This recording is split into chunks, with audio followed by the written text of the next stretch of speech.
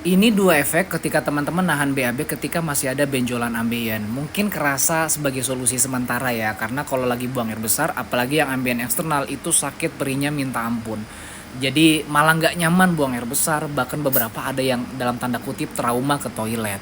Jadi udah deh ditahan dulu aja. Tapi teman-teman, pertama harus diperhatiin, semakin lama teman-teman nunda BAB, cairan yang ada di feses kita yang pelunaknya ibaratnya itu makin diserap lagi sama usus dan akhirnya BAB jadi keras, makin sembelit, makin ngeden, benjolan makin besar.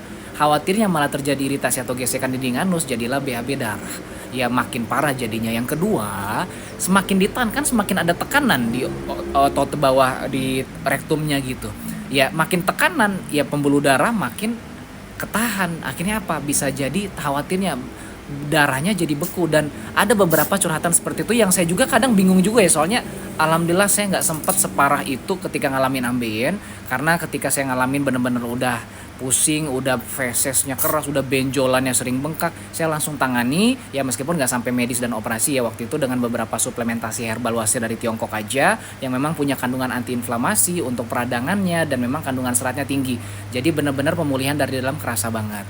Jadi saya nggak sampai separah itu, cuman ada yang memang itu sampai darahnya beku dan akhirnya mau nggak mau harus ditangani secara medis. Jadi teman-teman, bukan keputusan bijak ya nunda BAB karena sakit ya ketika masih ada benjolan wasir.